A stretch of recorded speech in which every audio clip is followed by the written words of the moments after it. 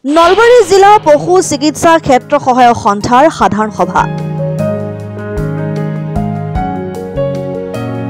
নলবাৰী জিলা পশু চিকিৎসা ক্ষেত্ৰ সহায়ক সন্থাৰ বাৰ্ষিক সাধাৰণ সভাখন শনিবাৰে মৰুৱা ৰাজ্যিক পশু চিকিৎসালয়ত অনুষ্ঠিত হয়। সভাত সভাপতিত্ব কৰে নলবাৰী জিলা পশু চিকিৎসা ক্ষেত্ৰ সহায়ক সন্থাৰ সভাপতি হাৰেজ আলীয়ে। সভাত উপস্থিত থাকে পশু চিকিৎসা ক্ষেত্ৰ সহায়ক সন্থাৰ সভাপতি সত্য বৰুৱা, জিলা পশুপালন আৰু চিকিৎসা বিষয়া ডাক্তৰ অশ্বিনী কলিতা, নলবাৰী জিলা পশু চিকিৎসা ক্ষেত্ৰ সহায়ক সন্থাৰ সম্পাদক প্ৰণৱ মল্ল বৰুৱা, কেন্দ্ৰীয় সমিতিৰ সদস্য ৰন্তু কুমাৰ শৰ্মা, ৰুহুল আমিন, মঞ্জিত কলিতা আৰু দিলীপ দাস। উক্ত সভাতে পৰ্যবেক্ষক পশু চিকিৎসা ক্ষেত্ৰ সহায়ক যাদৱ দাস, লতিফুল হুছেইন, চাহেদ আলী আৰু নিহাৰেন্দ্ৰ ভৌমিকক হৰাই মানপত্ৰ আৰু গামোচাৰে বিদায় সম্বৰ্ধনা জনোৱা হয়। আমাৰ বছৰীয়া সাধাৰণ সভা এখন আমি মৰুৱা ৰাজ্যিক পশু চিকিৎসালয়ত অনুষ্ঠিত কৰিছিলোঁ। এই সভাখনত আমাৰ নতুন কিছুমান ক্ষেত্ৰসহায়ক তাত আমাৰ সহযোগ কৰিছে। লগতে আমাৰ পুৰণা যিখিনি অৱসৰপ্ৰাপ্ত ক্ষেত্ৰসহায়ক তেখেতসকলক আমি আজি বিদায় সম্বৰ্ধনা জনালোঁ। এই সভাত আমাৰ কেন্দ্ৰীয় কমিটিৰ সভাপতি তথা নলবাৰী জিলাৰ পশুপালন পশু চিকিৎসা বিভাগৰ চিকিৎসা বিষয়া, ৰিজনেল ছাৰ, আমাৰ SDO ছাৰ তথা লগতে আমাৰ প্ৰায় 70-80জন ক্ষেত্ৰসহায়ক ইয়াত যোগদান কৰিছে। এই যোগদান কাৰ্যসূচীত আমি সঁচাকৈ উৎফুল্লিত যে গোটেইকেইটাৰ সহায় সহযোগিতা আমি পাইছোঁ। বিদায় সম্বৰ্ধনা জনালোঁ।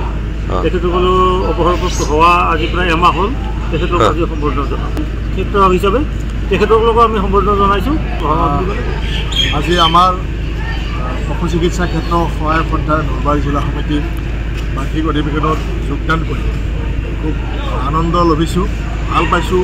বহুদিনৰ মূৰত আমাৰ এই ক্ষেত্ৰ সহায়ক বন্ধুসকলক লগ পাইছোঁ আৰু বিশেষকৈ তেখেতসকলক মই আমাৰ সদৌ অসম NPS কৰ্মচাৰী সংস্থাৰ প্ৰতিনিধি হিচাপে আমাৰ NPS নতুন পেঞ্চন আঁচনি কিমান ভয়াৱহ আৰু যে আমাক ক্ষতি কৰিছে কৰ্মচাৰীসকলক এই বিষয়ে অৱগত কৰিছোঁ।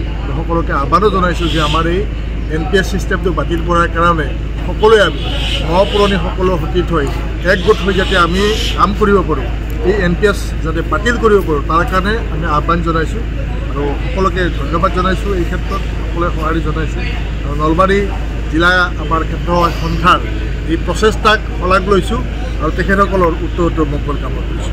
আজিৰ এই সভাতে মানে বিভিন্ন মানে প্ৰতিষেধক চিটাৰ মানে কাৰ্যসূচী চলি আছে। এই কাৰ্যসূচীৰ যি মানে অগ্ৰগতি আৰু লগতে এই ভেকচিন কৰিবলৈ যাওঁতে যিখিনি টেকনিকেল প্ৰব্লেম, এই গোটেই কথাখিনি আজি ইয়াত ধুনীয়াকৈ জিলা বিষয়াৰ আগত অৱগত কৰা হয় আৰু এই গোটেই মানে ভেকচিন প্ৰগ্ৰেমটো আমাৰ ফিল্ড এছিষ্টেণ্টসকলে বৰ ধুনীয়াকৈ। News desk report, Assam time.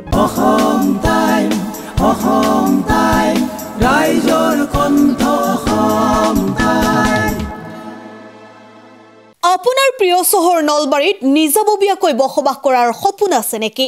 চহৰৰ মাজমজিয়াত মাটি কিনি ঘৰ সাজি লোৱাৰ সমস্যাই দেখা দিছে নেকি? সেই সমস্যা এতিয়া আৰু নাই। চহৰৰ মাজমজিয়াত মাটি নিকিনাকৈ নিজে ঘৰ নসজোৱাকৈ এটা বিলাসী ঘৰৰ গৰাকী হ'ব পাৰিব আপুনি। নলবাৰীত প্ৰথমবাৰৰ বাবে সেই সুবিধা আহিছে। নলবাৰীত প্ৰথমটো ৰেৰাৰ দ্বাৰা অনুমোদিত আটকধুনীয়া এপাৰ্টমেণ্ট এতিয়া চহৰৰ গোপাল বজাৰত নিৰ্মাণ হৈ উঠিছে। আটকধুনীয়া আহল বহল এপাৰ্টমেণ্ট তীৰ্থদ্বীপ এনক্লেভ।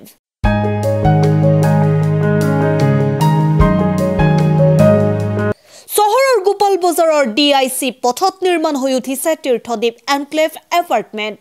2টা আৰু 3টা আটকধুনীয়া শোৱনি কোঠাযুক্ত সপোনৰ ঘৰ, যথোপযুক্ত গাড়ী পাৰ্কিঙৰ সুবিধা, নিৰিবিলি পৰিৱেশ, যাতায়াত আৰু যোগাযোগৰ উপযুক্ত সুবিধা। আপোনাৰ সপোনৰ ঘৰখনৰ বাবে ন্যূনতম হাৰত বুকিং চলি আছে। পলম নকৰি এতিয়াই যোগাযোগ কৰক 9706010636 আৰু 9954253864 নম্বৰত।